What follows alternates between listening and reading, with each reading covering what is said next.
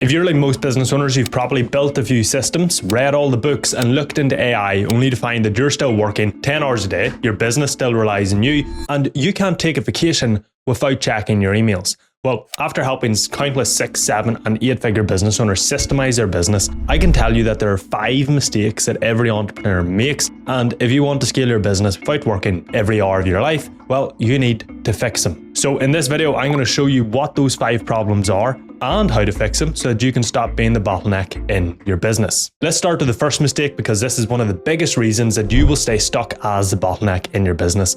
And the best way to explain it is, imagine you were learning to play an instrument and your instructor gave you a book, a guide on every single step and how to do each step to master it. How would you use that book? Well, you'd read it, you'd do the steps, you'd read it again, but not as closely because you remember some of the steps. And eventually you can play the instrument without reading the book at all. But imagine your instructor forced you to read the book every single time you went to play the instrument. Well, you'd hate that, you'd resent them, you'd not want to play the bloody instrument, and it makes no sense. Yet most business owners do this with SOPs. Now, I used to do it as well. I assumed my team had to follow SOPs to the letter every single time they did a task. Then when they didn't, I would get pissed, and eventually I just started thinking, well, nobody uses the SOPs, what's the point in even having them? So of course, I stayed stuck in the business and nothing would get done without my input, without me moving it along. So the mistake here is not understanding how SOPs should be used. And this can seem basic, but SOPs are not some rigid, you must follow this doctrine every time you do a task. It's you taking the way you want things done out of your head and onto paper. Now, a rule that I give all my clients in MOS and that every single business owner should live by is that if something is not written down, it does not count, which I get that can seem weird. But for example, if you're telling someone how you want something done, you might tell them, say 10 different points, but they're human.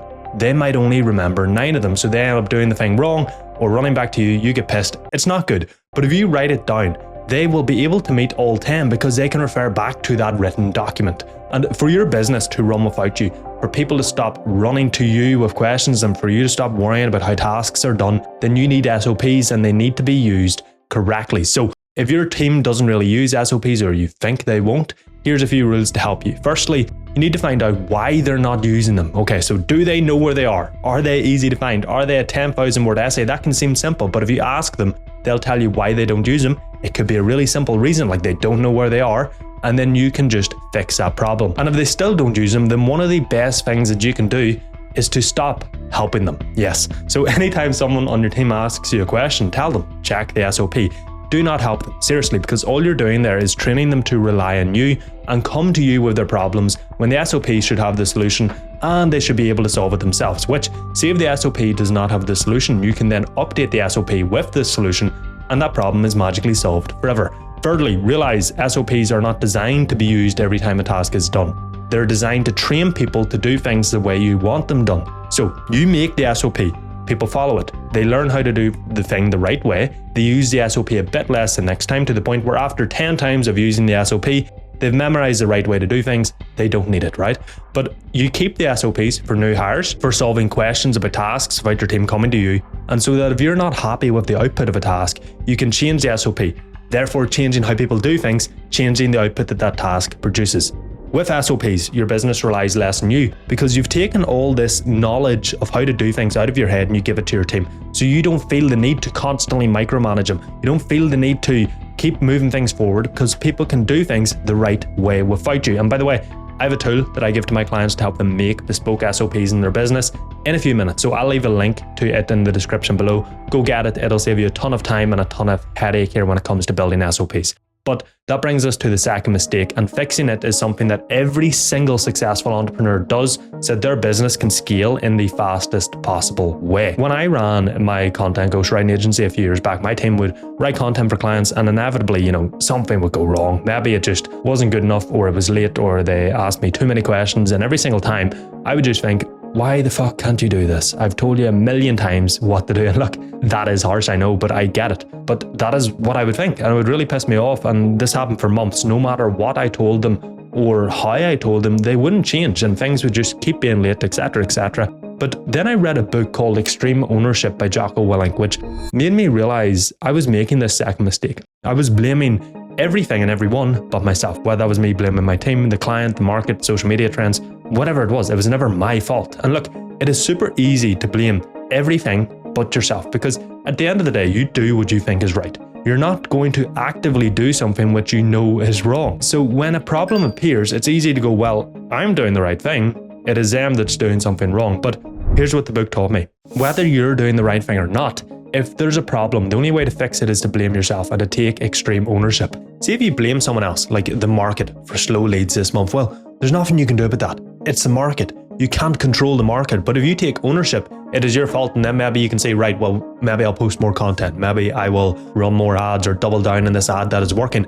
And that means, therefore, you can fix it. You can do something. It's an incredibly simple shift, but it is even more powerful than it is simple, because if you blame a team member, well, you can't control what a team member does. You can tell them what you want done, but maybe they don't understand you. They don't want to tell you. So if you blame them, you'll just keep telling them. They'll not change. Nothing gets done. The problem doesn't get fixed. But if you take ownership, you can go, right, okay, they're not understanding me. Maybe I'm not clear enough. How else can I get them to do it correctly? How else can I explain it? So instead of shutting the damn door to progress, you're opening it. You're looking for ways to improve because you've taken that responsibility. And so as a business owner, you have to take extreme ownership in every single facet of your business. Otherwise, you cannot improve in any aspect of your business. It'll always rely on you and it won't grow. So take ownership. I'd highly recommend you read that book. It's not always comfortable to do this because it means you have to come to terms with the fact that someone as brilliant as you can still do something wrong.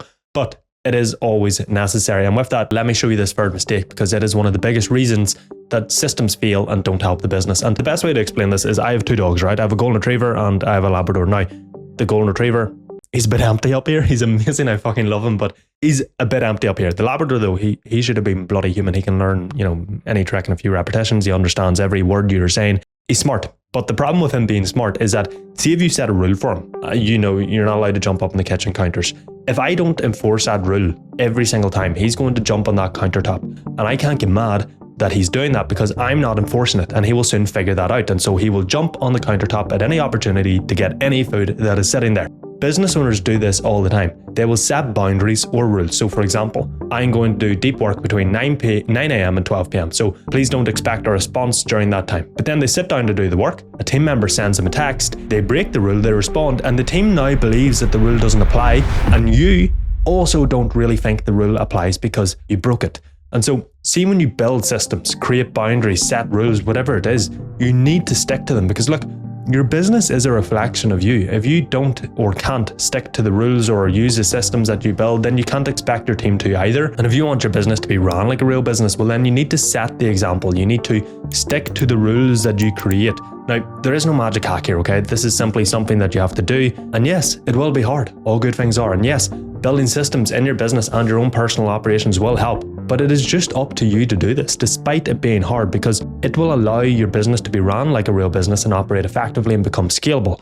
And that brings us to this fourth mistake, and fixing it is how you make both running and growing your business easy, predictable, and stress-free. So imagine you had a bucket, right? And you were trying to fill it with water, but there was leaks, so water was pouring out. And if you want to fill that bucket, well, you need to fix the leaks. Now, how do you find where the leak is? Quite simply, you look around the bucket, you find the place where the water is pouring out. In business, you're also going to have leaks.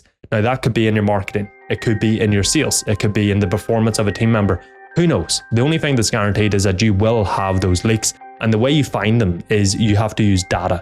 And the mistake so many business owners make is either not tracking data or tracking it, but not using it to then make decisions, which not only makes business harder, but it means you're guessing, you're unsure, which just adds to the chaos and stress. So you need to make tracking data and using it for decisions a non-negotiable. It is one of the most powerful skills that you can build in your business. Now, there's actually quite a lot to this. A lot of business owners, though, have a limiting belief around data and spreadsheets and stuff, but I'm a bit of a finance pro, went to university to study finance. So I can promise you, it's actually incredibly simple if you're shown how to do it the right way. And the way I get my clients to do this is, firstly, you need to map out your systems, because that will show you what data to track for each system. Then you want to track each system's data in a system level scorecard, and then track the most important metrics in the whole business in a business level scorecard. Now, if you want my help to build these systems in your business so that you can use data to grow faster, then I'll leave a link in the description below where you can get more information. But that brings us to the fifth mistake,